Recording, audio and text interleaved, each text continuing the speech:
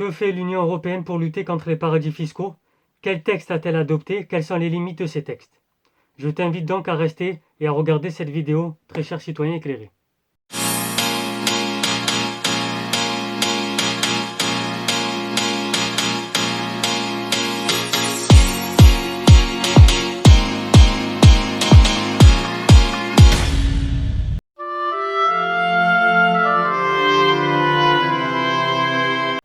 Bonjour à toutes et tous, citoyens éclairés, salam alaikum, welcome, hola, qu'est-ce que j'espère que vous allez bien. Comme je vous l'ai dit en introduction, cette vidéo va être consacrée aux paradis fiscaux. On va d'abord définir le paradis fiscal. Bien sûr, on verra dans une vidéo à part entière qui sera consacrée à cette problématique, les avantages des paradis fiscaux, les inconvénients, les différents scandales. Mais cette vidéo aujourd'hui, c'est vraiment consacré à ce que fait l'Europe pour lutter contre les paradis fiscaux. D'abord, un paradis fiscal, c'est quoi? C'est un pays qui fait bénéficier d'avantages fiscaux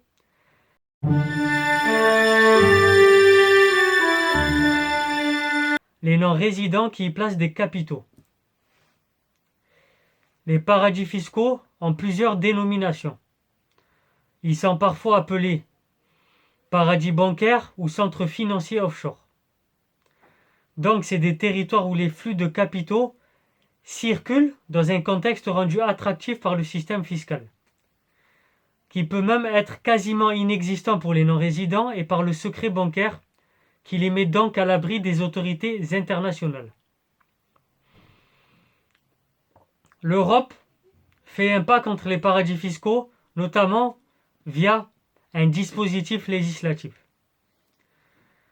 D'abord, il y a eu l'accord mondial qui a été signé par 137 pays en octobre 2021. On attendait donc une suite par rapport à cet accord, notamment pour lutter contre les paradis fiscaux. Donc ça, c'est une chose faite depuis le 12 décembre dernier. Les 27 États membres de l'Union européenne ont trouvé un accord permettant de mettre en œuvre une taxation minimale de 15% des profits logés à l'étranger par les multinationales présentes au sein de l'Union. J'ai dit 27, mais depuis 2023, on est 28.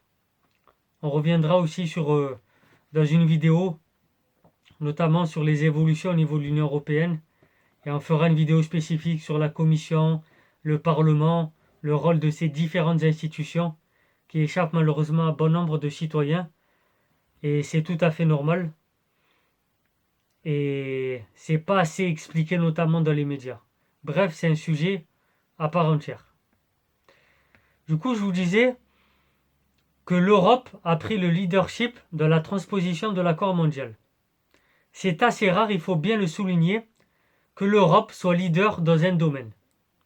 C'est pas du sarcasme, c'est réel. Donc, je tiens à le saluer. Concrètement, à partir de 2024, les entreprises dont le chiffre d'affaires est supérieur à 750 millions d'euros et qui transfèrent artificiellement leurs profits à l'étranger devront donc s'acquitter à un taux effectif d'imposition minimum de 15% sur ces profits. On estime en Europe entre 1800 et 2000 entreprises qui sont concernées par cette problématique. Donc ça va représenter un véritable coup de boutoir contre les paradis fiscaux. Les LuxLeaks et les autres révélations des dernières années, comme les Wikileaks aussi, ont montré que les multinationales arrivaient à négocier secrètement des taux d'imposition effectifs de l'ordre de 1 à 3% avec ces territoires qu'on appelle territoires parasites, même si j'aime pas cette dénomination. Maintenant, quand une multinationale arrive à un taux d'imposition de ses bénéfices aussi faible, elle devra donc payer au fisc de son pays d'origine la différence avec les 15%. C'est un vrai changement des règles du jeu. Donc, ça va contribuer, ça va redonner de la souveraineté fiscale aux États, notamment face à l'utilisation croissante des paradis fiscaux par les entreprises et les multinationales.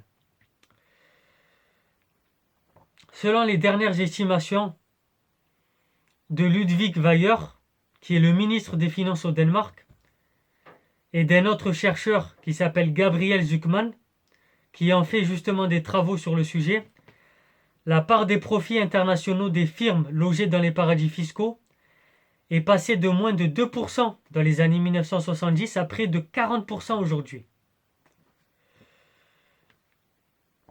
Pour autant, des exemptions ont été négociées au fur et à mesure par certains pays. Je pense par exemple à la Chine. La Chine a souhaité que ces entreprises qui commencent à se développer à l'international et sont taxées à moins de 15% n'entrent pas dans le périmètre de cette législation européenne.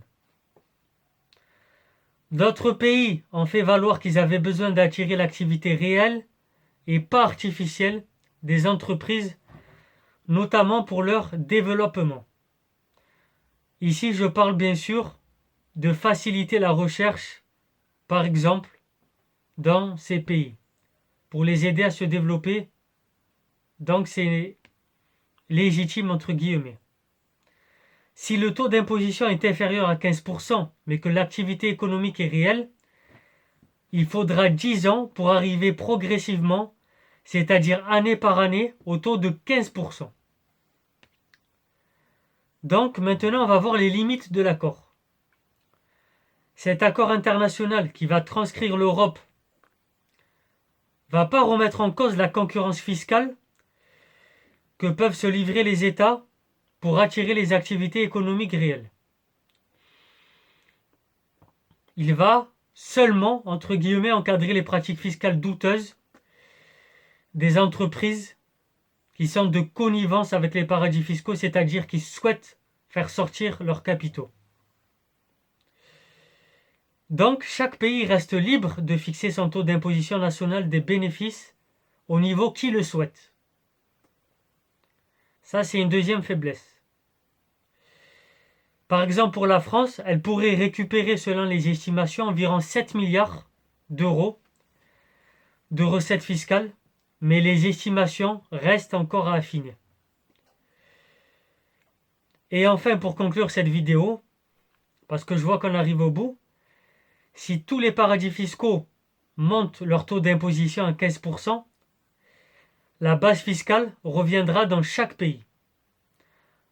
En ouverture, on peut dire que la prochaine étape, ça serait de rouvrir les négociations peut-être dans une décennie ou 2 décennies, notamment pour faire monter le taux vers 20 ou 25%, c'est-à-dire d'uniformiser au niveau européen dans un premier temps et pourquoi pas au niveau mondial, mais vraiment avec une coopération totale de tous les pays, c'est-à-dire que tout le monde joue le jeu. Ça sous-entend des outils pour contraindre les États qui ne jouent pas le jeu. C'était Soso l'Intello. Comme d'habitude, le petit pouce bleu, partage autour de toi. Bonne journée à toutes et tous, citoyens éclairés.